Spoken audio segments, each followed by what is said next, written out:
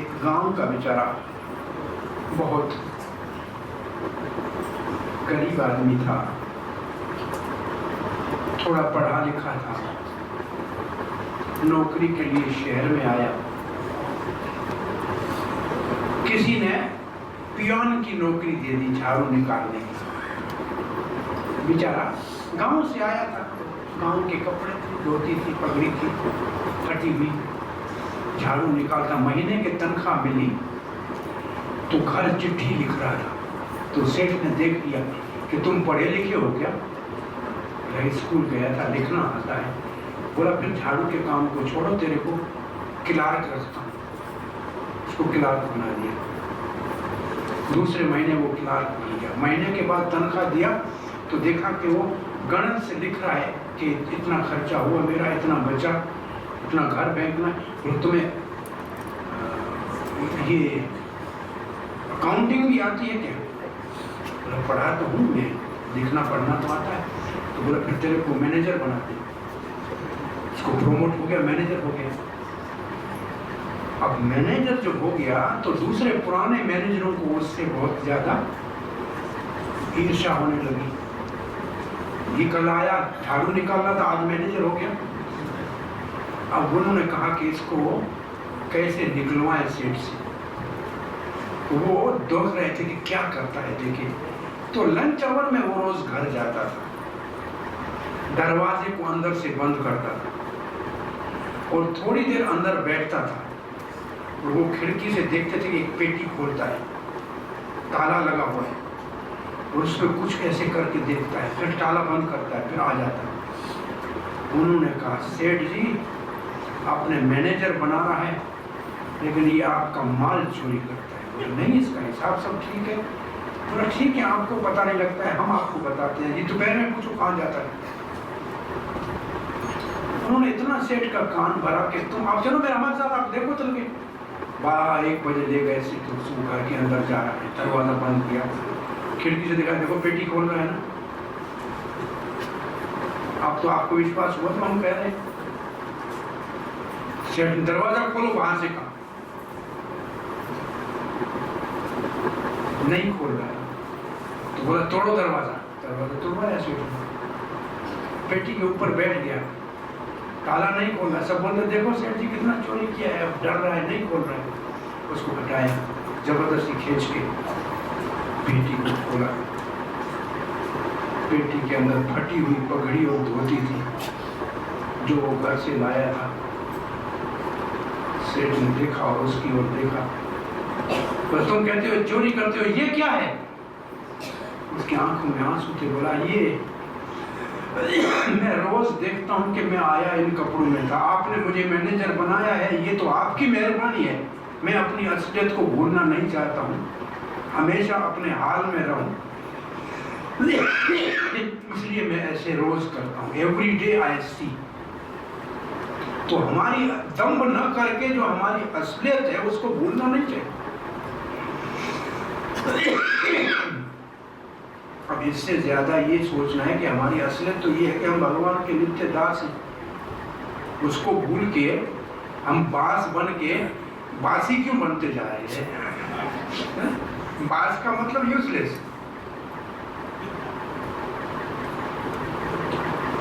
बास हिंदी में बासी बोलते हैं, मतलब 2-4 दिन पुराना, नया नहीं।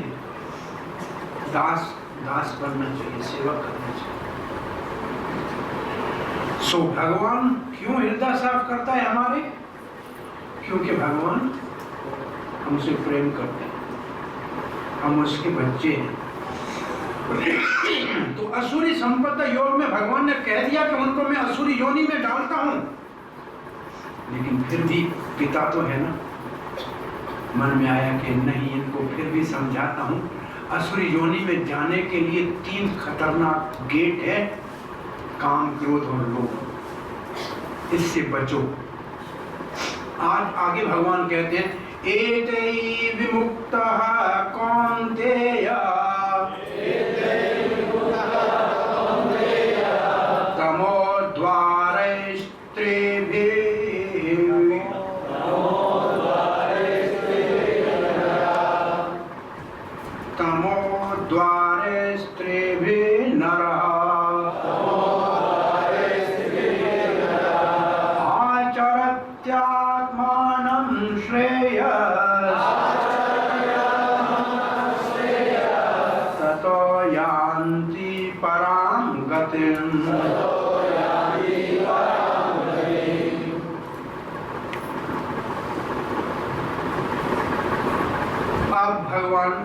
लास्ट टाइम बोला था 3 नरक के द्वारे हैं, उनसे बचना चाहिए। आज कहते हैं एत ही इस प्रकार विमुक्त ही, जो इन 3 दरवाजों से बच जाता है। कौन ते है हे कुंती पुत्र, जो इन 3 दरवाजों से बच जाता है। ये कैसे दरवाजे हैं? तमो द्वारई त्रयी भी न रही। मानव के लिए ये तीनों द्वारे कैसे हैं?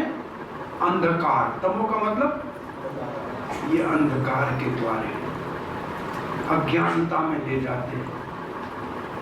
इन तीनों से बचना चाहिए। और ऐसे बच के फिर क्या करें? आचरते, फिर उनको चलना चाहिए। कहाँ? आत्मने, आत्मा के श्रेयस, जो आत्मा का हित है वो काम करना चाहिए। इस श्लोक में ये जो श्रेयस शब्द है ये बहुत मुख्य शब्द है। श्रेयस का क्या अर्थ है? श्रेयस का क्या अर्थ है? प्रभुपाद जी लिखते हैं श्रेयस का अर्थ यहाँ बेनेडिक्शन। वैसे श्रेय शब्द 2 शब्द है, पहले आप समझ लीजिए। एक शब्द को बोलते हैं श्रेय, दूसरे को बोलते हैं प्रिय।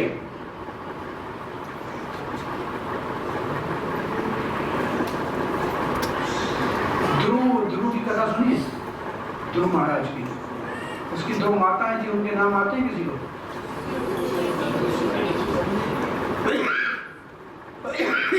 एक का नाम है सुनीति, एक का नाम है सुरुचि।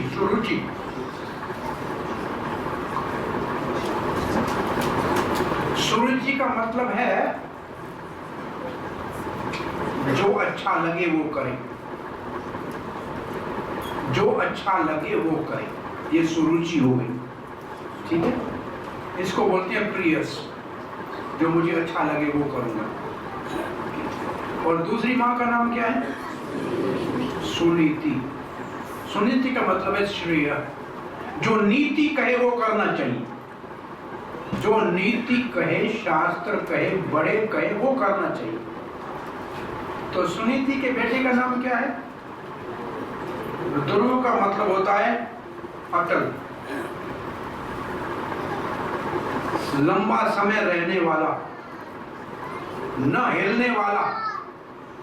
ध्रुव का मतलब अटल। और सुरुचि के बेटे का नाम क्या है?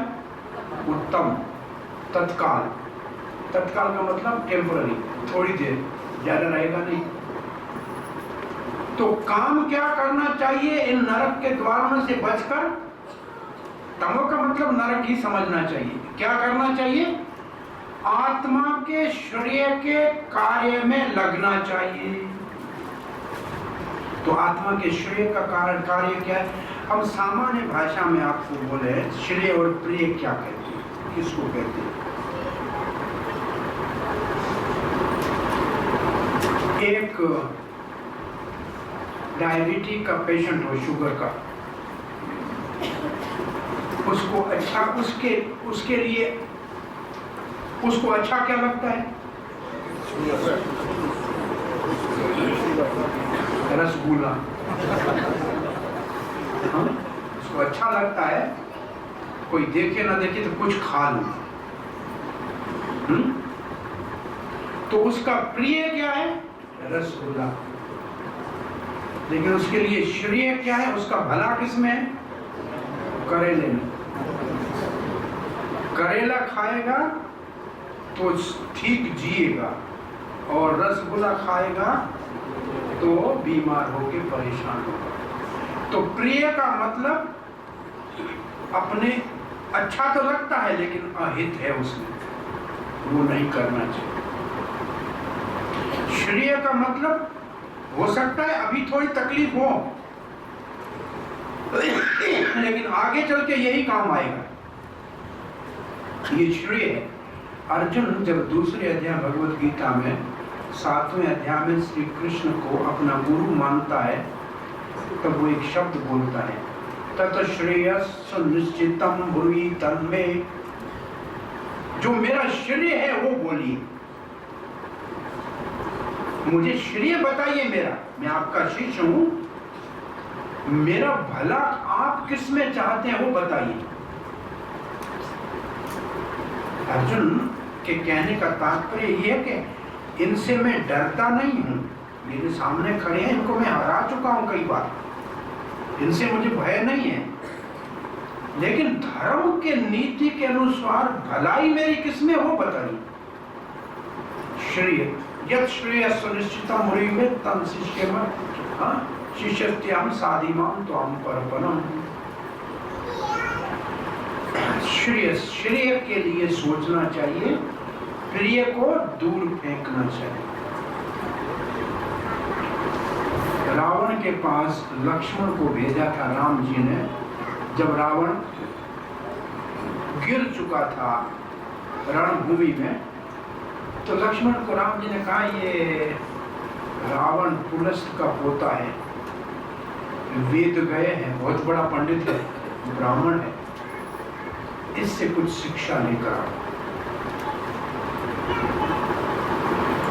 लक्ष्मण जाके खड़ा हुआ रावण के पास, कहा मुझे राम जी ने भेजा है, कुछ शिक्षा दीजिए। रावण बोला नहीं, चुप रहा। लक्ष्मण वापस लौट के आके कहा राम जी को, वो तो बोल नहीं रहा है। बोला कहाँ खड़े थे? बोला उसके पास। बोला ब्राह्मण के चरणों के पास खड़े होके जाके पूछो। दोबारा जाके लक्ष्मण खड़ा हुआ, कहा राम जी ने भेजा है, शिक्षा आपसे लेनी है। तब रावण ने शिक्षा दी कि जो प्रिय का काम है, जिसका परिणाम बुरा होता है, उसको जितना टाल सको उतना टालो, उसमें जितना लेट हो सके उतना लेट करो, और जो श्रेय का काम है, भले का काम है, उसको जितना जल्दी हो सके उतना करो, उसमें देर मत करो। और फिर कहा सीता के हरण का काम मेरा प्रिय का काम था, उसको मैं टालता तो अच्छा था, तो आज मेरी ये गति नहीं होती। आपको मालूम है रावण का एक लंका से बाहर भारत में नासिक और सूरत के बीच में रोड के ऊपर एक स्थान आता है, वो उसको जल स्थान कहते थे पहले। उधर रावण के 14,000 सिपाही रहते थे आउटपोस्ट पे।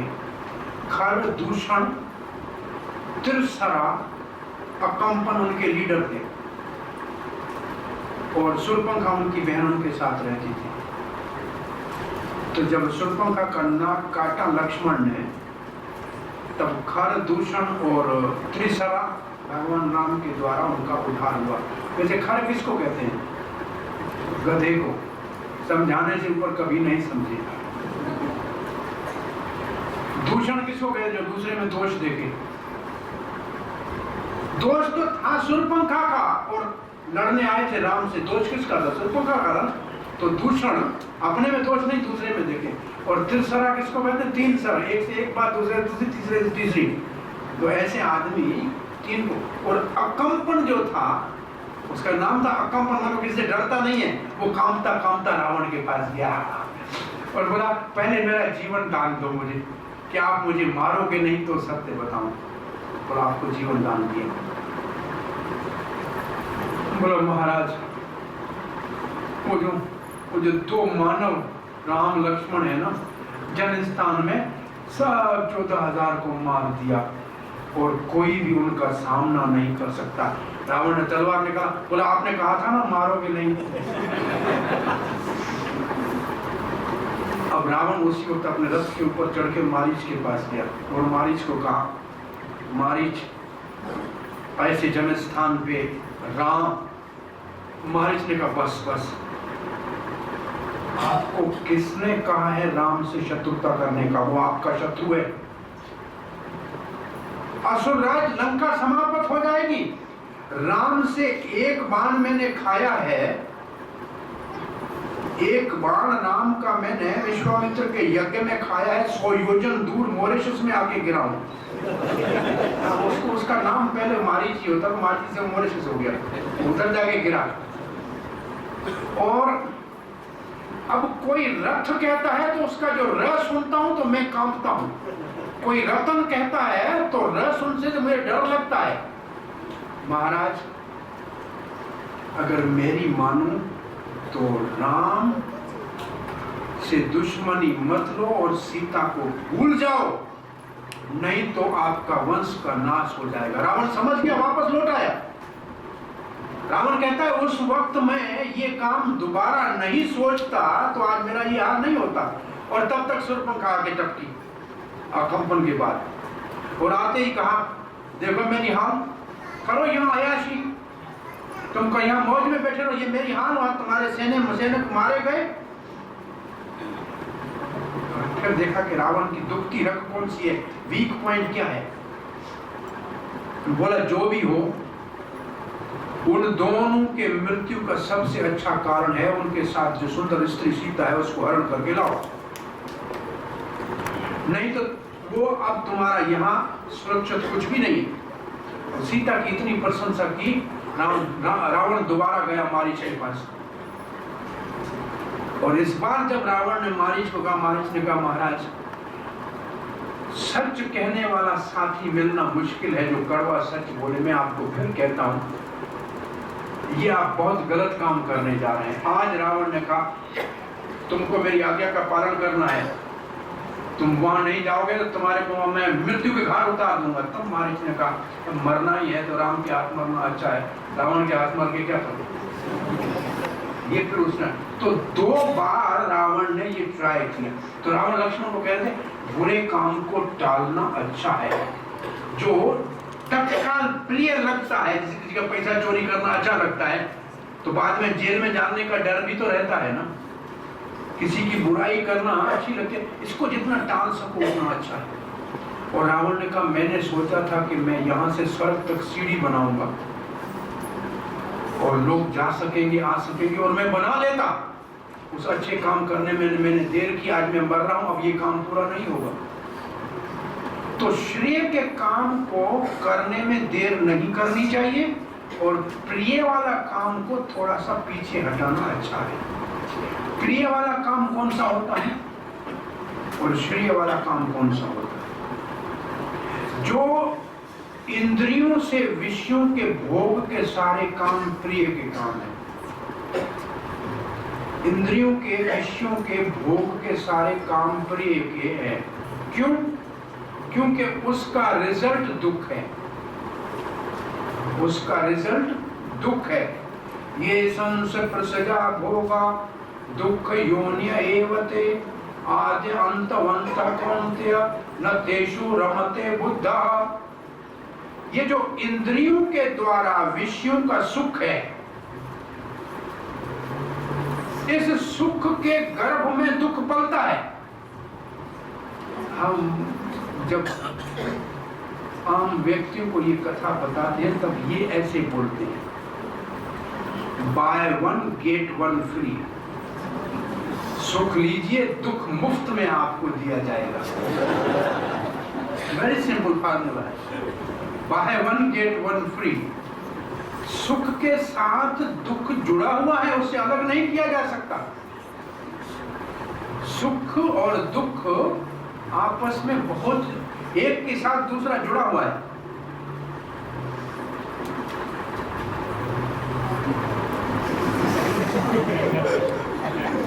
हरे कृष्णा।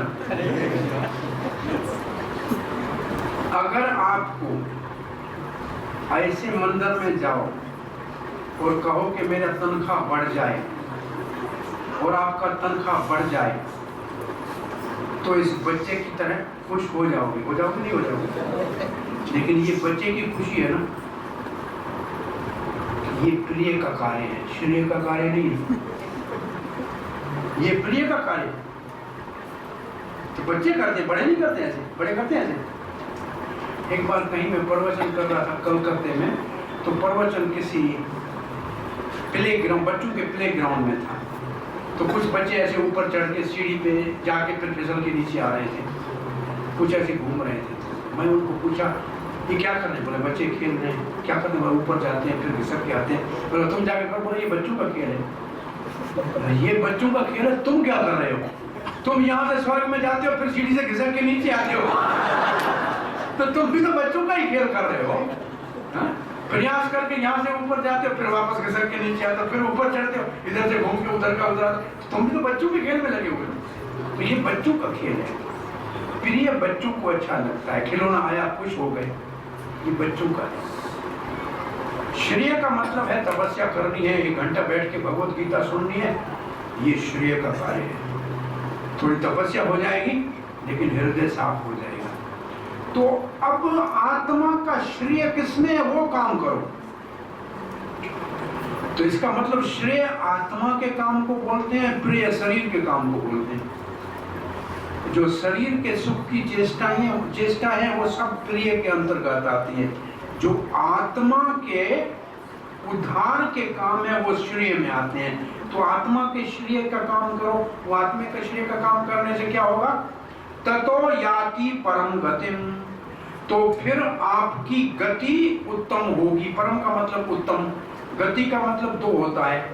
एक तो आप गति को कहते हैं चलने को, कितना तेज तुम जाओगे, उत्तम गति का मतलब फास्ट जाओगे, और दूसरा गति का मतलब होता है तुम्हारी डेस्टिनेशन, तुम्हारा गंतव्य स्थान क्या है, तो तुम्हारे को ऊंचा स्थान मिलेगा और जल्दी वहां जाओगे। अगर श्रेय की आत्मा के श्रेय का काम करोगे तो परम गति मिलेगी, और शरीर के प्रिय का काम करोगे तो कौन से काम होंगे? काम क्रोध लोभ। शरीर का तो यही काम है, काम क्रोध लोभ। तो फिर कहां जाओगे? तमो द्वारे, तो फिर नरक के रास्ते पे जाओगे। अब आपको निर्णय लेना है। प्रभुपाद जी के तात्पर्य की 2 लाइनें पढ़ के आपको बताते हैं। तो इसका ट्रांसलेशन अंग्रेजी में लिखा है, the man who has escaped. Escape समझते हो? एस्केप का मतलब जान छुड़ा ली। एस्केप का मतलब है जिसने अपनी जान छुड़ा ली। किससे? काम क्रोध लोभ से। The man who has escaped these 3 gates of hell,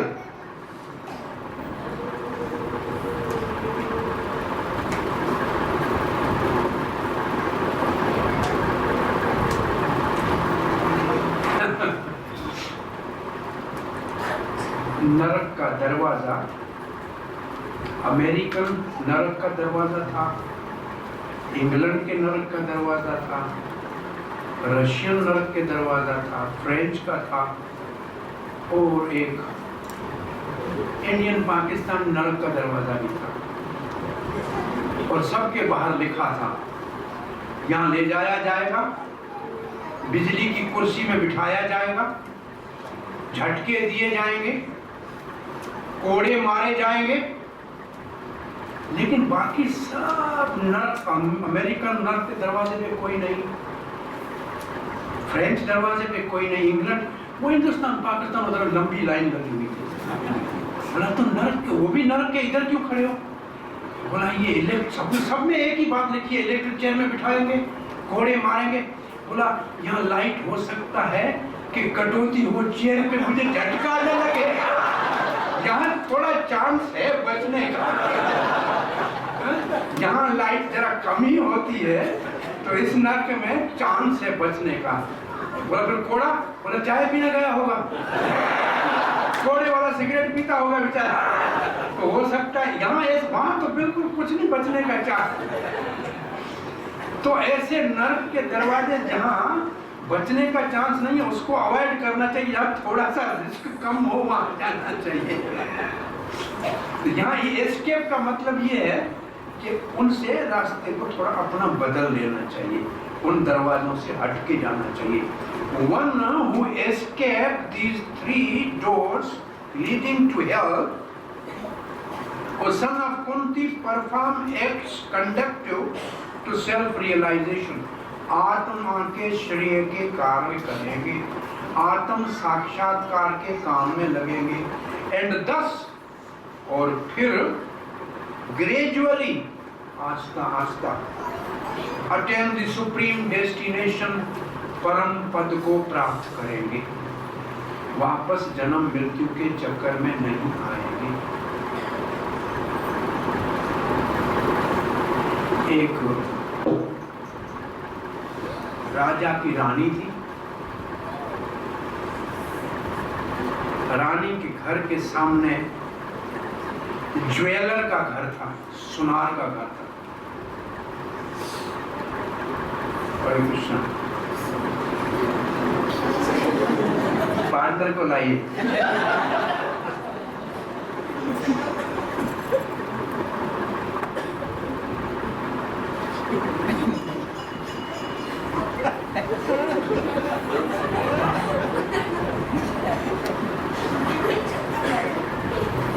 हरे कृष्णा।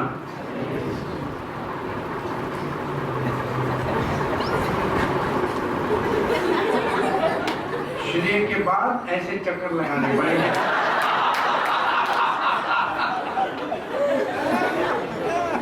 हरे कृष्णा, उसको दो।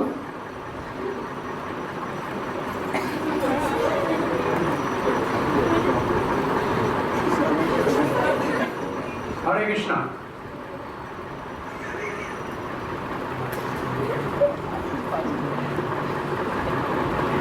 हरे कृष्णा के पिताश्री का कार्य कर रहे हैं।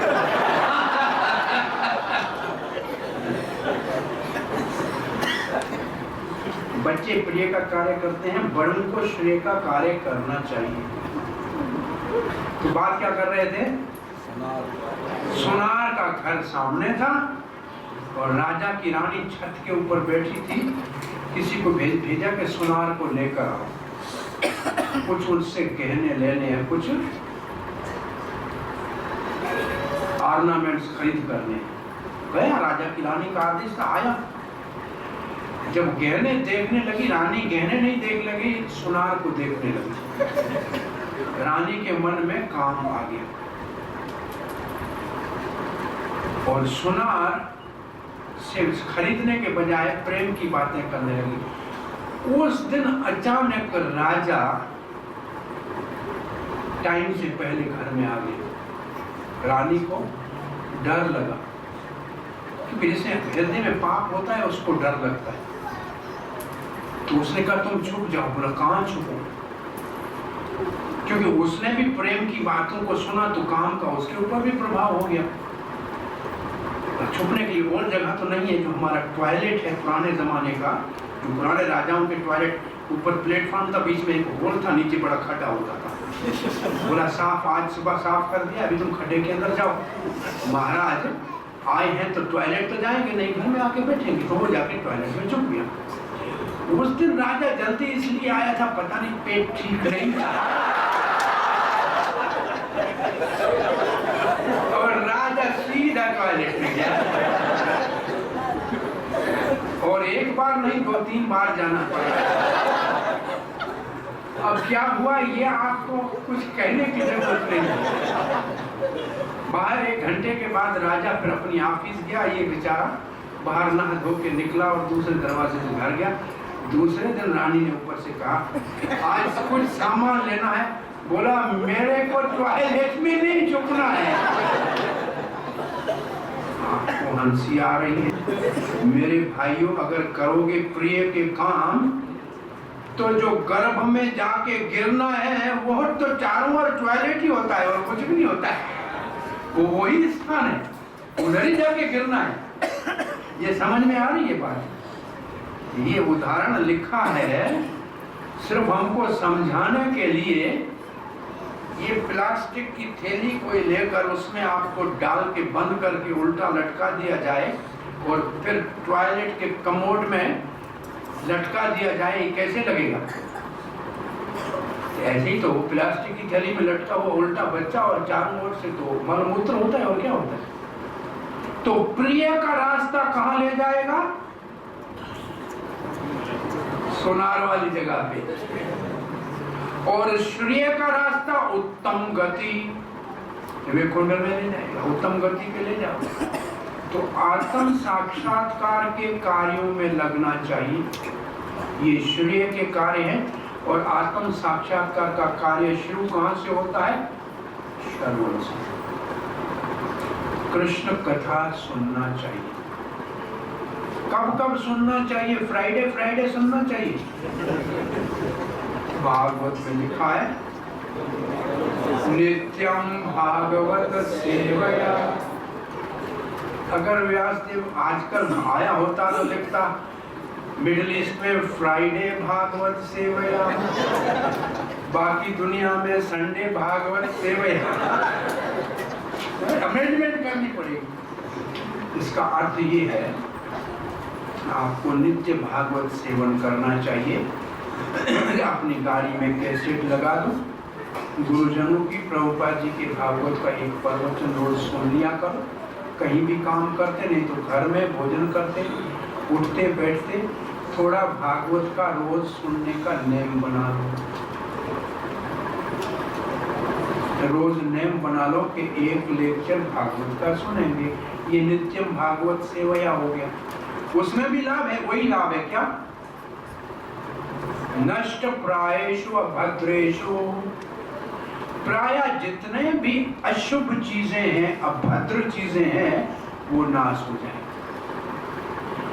तो अगर हमको आत्मा के श्रेय का काम करना है तो एक तो जिन को और भूत को ठीक करने के लिए माला प्रेम से, नेम से जपनी चाहिए, और दूसरा भागवत गीता का श्रवण करना चाहिए।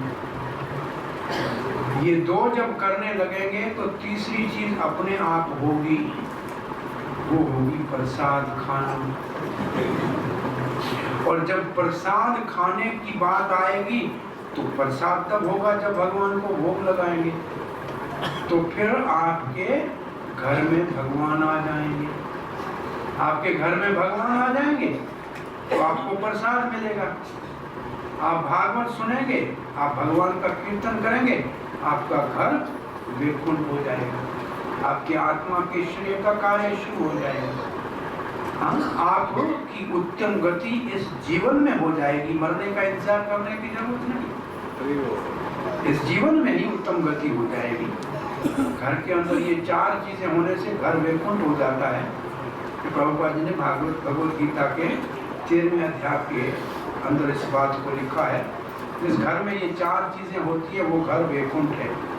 उसकी उत्तम गति जीते जी हो जाती है। ये भगवत गीता मरने के बाद का शास्त्र नहीं है, ये जीते जी जीने का शास्त्र है। प्रभुपाद जी लिखते हैं,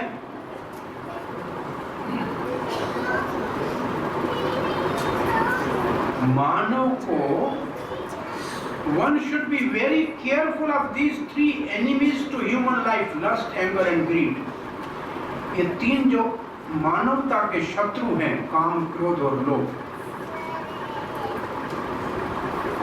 इन शत्रुओं से बहुत सावधान होना चाहिए। आपको मालूम है ये शत्रु कहाँ बैठे हैं? इनके बैठने की जगह कहाँ है शरीर में, मालूम है? मन, बुद्धि और इंद्रियां इन शत्रुओं के रहने की जगह है। हमारे ही मन, हमारी बुद्धि और हमारी ही इंद्रियों में ये शत्रु रहते हैं। ऐसा नहीं कि कहीं और रहते हैं शत्रु, हम घर में नहीं है, पहले से ही घर में है, इनको निकालना है। तो पहले से अंदर बैठे हुए हैं। हरे कृष्णा। ये शत्रु तीनों हमारे घर में बैठे हुए हैं। मन, बुद्धि, इंद्रिय अस्य अधिष्ठानम उच्यते। ये हमारे ही अंदर बैठे हुए हैं। आप इस शरीर के मालिक हो कि नहीं हो? तो इस शरीर को बोलते हैं ये नव द्वारे पुरे देही, ये 9 दरवाजों वाला एक पुर का मतलब नगर है, शहर है। आप इसके मालिक हो तो आप इसके राजा हो। इस शरीर के आप राजा हो। तो आप इस शरीर के राजा हो तो आपका मंत्री कौन है, मिनिस्टर कौन है? बुद्धि आपका मंत्री है। आपका आर्मी का कमांडर इन चीफ कौन है? मन आपका कमांडर इन चीफ है। आपकी सेना कौन है? आपकी इंद्रियां सेना है। कोई राजा जिसका मंत्री दुश्मन से मिल जाए, जिसके मंत्री के घर में दुश्मन रहता हो, सेनापति दुश्मन को बिक चुका हो और सैनिक दुश्मन के साथी बन जाए, उसके राज में वो सुखी रह सकता है?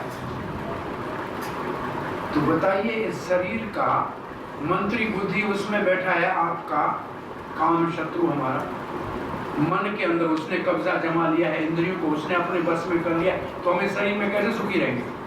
इसलिए इनसे बचने का क्या रास्ता है? इन शत्रुओं को खदेड़ना कैसे है? कैसे निकालोगे इसको? कहां से शुरू करोगे? 3 जगहों पे बैठे हैं, कहां से इसको भगाना शुरू करोगे? इंद्रियों से। डॉक्टर साहब कहते हैं इंद्रियों से। और किसी का क्या राय है? मन से। मन से, बुद्धि से। कह रहे हैं जो मन से कहते हैं उनसे मैं पूछता हूँ कि आपका मन है कहाँ, पता तो करो।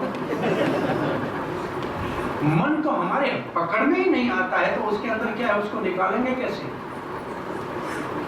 इसलिए फार्मूला ये है कृष्ण का, आदो इंद्रिया संयम्य, पहले इंद्रियों को संयम में लाओ। इंद्रियां ग्रास है। आपका मन कहे कि मैं, मानो कि किसी का मन कहे कि मैं शराब की दुकान पे जाऊं, मन में ऐसा विचार आए, लेकिन तुम पांव से उधर जाओगे नहीं तो मन क्या करेगा? भाई पांव तो तुम्हारे हाथ में है ना, मन तुम्हारे हाथ में तो नहीं है, लेकिन पांव हाथ तो तुम्हारे हाथ में है ना। तो रेगुलेशन, जो रूल्स हैं, ये इंद्रियों के लिए है। आदौ इंद्रियां संयम्य, इंद्रियों को संयम में लाओ। और फिर एकदम श्री कृष्ण कहते हैं ये बेचारी इंद्रियां संयम में आएंगी थोड़े दिनों के लिए, ये फिर भटक जाएंगी। कैसे? कोई आदमी सिगरेट छोड़ दे, लेकिन दूसरे को पीते देखे और धुआं आएगा तो मन करेगा यार एक तो झटका मार दे, फिर देखा जाएगा। क्योंकि इंद्रियां अपने आप में लंबे समय तक ऐसे रुक नहीं सकती हैं। तो भगवान एकदम कहते हैं इंद्रियों से शक्तिशाली मन है, मन से बुद्धि शक्तिशाली है, और बुद्धि से आत्मा का बल ज्यादा है, और आत्मा से परमात्मा, वो भी तुम्हारे अंदर बैठा है, वो असली शक्तिशाली है। इसलिए तुम परमात्मा से रिश्ता जोड़कर, आत्मा के बल को बढ़ाकर, तुम्हारे इंटेलिजेंट को, तुम्हारी बुद्धि को इतनी निर्णायक बनाओ, इतनी डिस्क्रिमिनेटिव बनाओ कि तुम श्रेय के काम में लग जाओ, और तेरे मन को भगवान के नाम के स्मरण में लगाओ। तो फिर तेरी ये इंद्रियां सांप के दांतों से विष निकाल दिया जाए ऐसी इंद्रियां हो जाएंगी, वो कहीं जाएंगी तो भी किसी को नुकसान नहीं पहुंचा सकती। The senses, when the mind is controlled by intelligence, by the strength of the Atma Bala, Krishna consciousness, then the senses will be fangs of a snake without teeth. विष निकाल दिया तो क्या करेगा सांप? तो इंद्रियां बिल्कुल बेकार हो जाएंगी, फिर कुछ नहीं कर सकती है। So you strengthen your आत्मबल, आत्मविश्वास बढ़ाना चाहिए। पावर ऑफ डिटर्मिनेशन आएगा, किसका काम है? बुद्धि का काम है। तो ये भगवान की कृपा से बढ़ेगा। तो ये इनसे बचना है। 3 दुश्मन है। The more a person is freed from the lust, anger and greed, more his existence become pure. जितना ये हम इन तीनों से बचेंगे, उतना हमारा अंदर शुद्ध होने लगेगा। बचने का साधन आपको पहले बता दिया, कथा सुनना और जप करना। जितना कथा ज्यादा सुनोगे, जितना जप ज्यादा करोगे, उतना इनसे बचोगे और हृदय पवित्र होगा। Then he can follow the rules and regulation enjoined in the Vedic literature.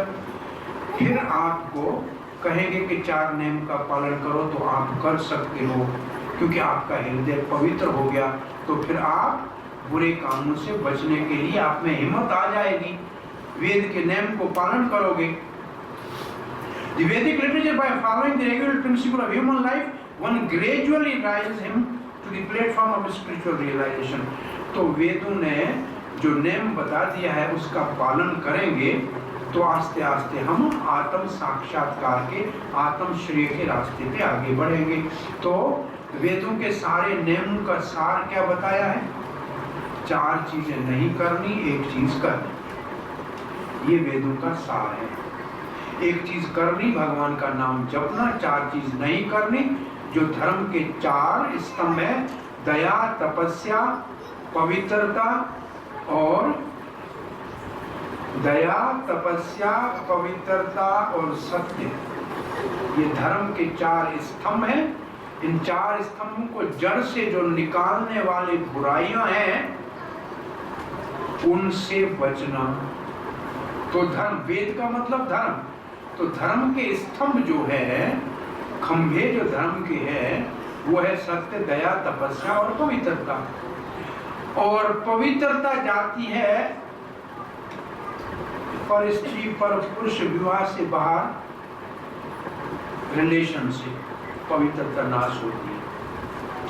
नशा करने से तपस्या जाती है, मांस आहार करने से दया जाती है, जुआ करने से सत्य जाता है।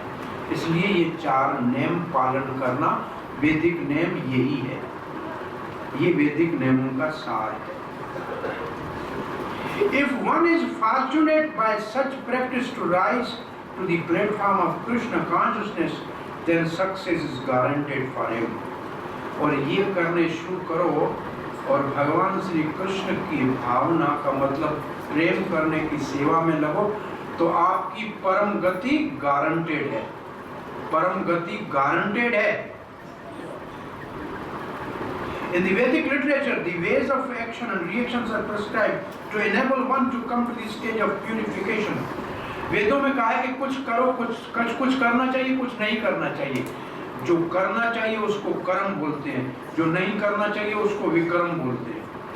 कर्म करोगे तो अच्छा फल मिलेगा, विक्रम करोगे तो दंड मिलेगा। ये वेदों में नियम बताया गया। तो जो कर्म के रास्ते पे चलेगा, नियम के रास्ते पे चलेगा, वो आगे बढ़ेगा।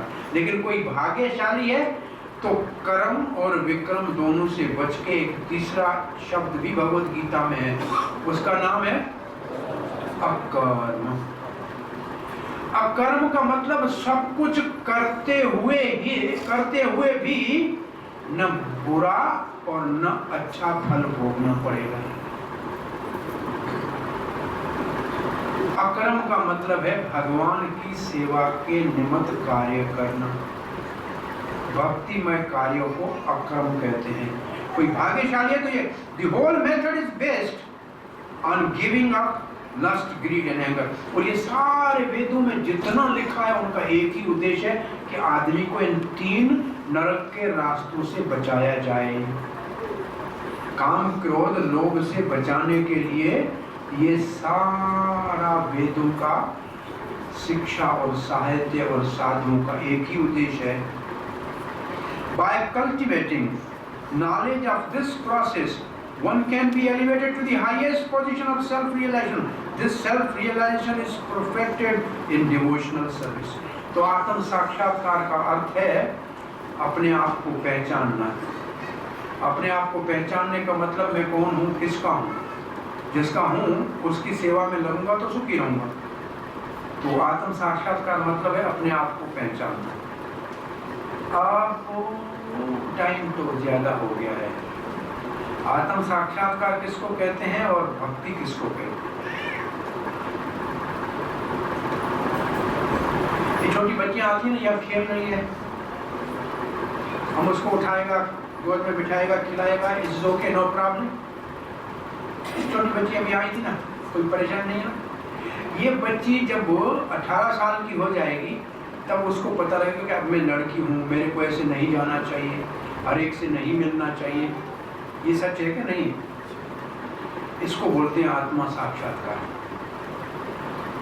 जब आदमी को ये समझ में आ जाए कि मैं शरीर नहीं हूँ, मैं आत्मा हूँ, मुझे इसके शरीर के बेकार के कामों में नहीं फंसना चाहिए, ये आत्म साक्षात्कार हो गया। लड़की समझती है कि मैं अब ये बेकार के किसी से मिलना जुलना ये मेरे लिए ठीक नहीं है। लेकिन क्या इतना ही समझना लड़की को सुखी कर देगा क्या? लड़की ये समझ ले कि मैं अब सियानी हो गई हूँ, तो क्या ये खुश हो लड़की का? Will she be happy by that? No. अब उसको क्या करना चाहिए? उसको क्या चाहिए? शादी होनी चाहिए, पति मिलना चाहिए, सेवा करनी चाहिए, तब सुखी होगी। तो सेल्फ रियलाइजेशन का मतलब लड़की को पता लगे कि मैं अब जवान हो गई, और सेवा में लगने का मतलब भगवान के साथ अपना रिश्ता जोड़े और भगवान की सेवा में लगे, तब सुखी होगी। तो एक सेल्फ रियलाइजेशन है, एक भगवत रियलाइजेशन। तो तब तक लड़की सुखी नहीं होगी जब तक विवाह नहीं हो जाए। तो सेल्फ रियलाइज किया हुआ पुरुष उस समय तक सुखी नहीं हो सकता जब तक भगवान की सेवा में नहीं लगे। वरेण्यम, फिर वापस वही आया, भगवान का वर्णन करे, उसी की सेवा में लगे, तब वो सुखी होगा। जैसे लड़की अपने पति के घर में सुखी होती है, ऐसे सेल्फ रियलाइज पर्सन भगवान की सेवा में सुखी हो सकता है। नहीं तो उसके लिए सुखी होने का और कोई, there is no other way for his happiness. In the devotional service, the liberation of the conditioned soul is guaranteed. फिर प्रभुपाद कहते हैं, अगर आप भक्ति करोगे तो बंध जीवन से मुक्त होने की आपको गारंटी दी जाती है। Therefore, according to the Vedic system, there are instituted by 4 orders of the life and 4 stages of life. तो इसलिए वर्ण आश्रम व्यवस्था बना के रखी है। गृहस्थ आश्रम का धर्म अपना है, कर्मचारी का धर्म अपना है, ब्राह्मण का धर्म अपना है, अपने अपने धर्म को अपनाना चाहिए। All different rules and regulation of the different caste and divisions of the society, and if a person is able to follow them, he will be automatically raised to the highest platform of spiritual realization. Then he can have liberation without doubt. तो भाई ये तो बात हो गई 4 वर्ण 4 आश्रम की, लेकिन भक्तों का एक ही वर्ण है, अच्युत वर्ण। इसका मतलब वो कभी गिरने वाले नहीं है। तो आप लोग भक्त बन जाइए, सब वर्णों और आश्रमों के झंझट से बच जाइए। भक्त का न कोई वर्ण है न कोई आश्रम है, वो सीधा भगवान का सेवक है और उसके लिए कोई परेशानी नहीं, उसकी गारंटी पक्की। और भगवान ने भगवद गीता में सीधा आदेश दिया है, भाव मत भक्तो मेरे भक्त बनो। और फिर भगवान ने देखा कि ये लोग बन तो नहीं रहे, मैं कह के थक गया हूँ, तब महाभारत का युद्ध करवाया और सबको कहा देख लो, जो भक्त होंगे वो बचेंगे, ना भक्त नहीं होंगे तो सब समाप्त हो जाएंगे। तो केवल 5 पांडव भक्ति बचे, बाकी सब राम नाम सत हो गया। तब बोला अभी भक्त बनोगे कि नहीं बनोगे? तो हम बनेंगे। फिर भूल गए। फिर भगवान गोलोक चला गया, ऊपर से नीचे देखा, अरे ये बेचारे कितना प्रयास कर रहे हैं, रोज भक्त हरे कृष्ण वाले कोई भक्त नहीं बन रहे। तो भगवान ने कहा ये भक्त, मैंने कहा तो था इनको भक्त बनो, लेकिन मैंने इनको सिखाया नहीं है भक्त कैसा बनना। तो भगवान ने कहा कौन सिखाएगा, मैं नहीं सिखाऊंगा। तो यद्यत आचरति श्रेष्ठ के बाद भगवान कहते हैं मैं ही कहा, मेरे को सिखाना पड़ेगा। तो भगवान फिर चैतन्य महाप्रभु के रूप में आए। ये भगवान का दया का रूप श्री चैतन्य महाप्रभु का भक्ति सिखाने के लिए स्वयं आए। और उनकी कृपा से आज बलराम देश में चैतन्य महाप्रभु के आने के बाद ये आंदोलन पूरे विश्व के अंदर प्रभुपाद ने स्थापित किया और अन्य कितने भक्त इस कार्य को विश्व के कोने कोने में कर रहे हैं। तो ये भगवान की इच्छा है, भक्त बनिए, श्रेय का काम यही है और अपने जीवन को सफल कीजिए। हरे कृष्ण, धन्यवाद।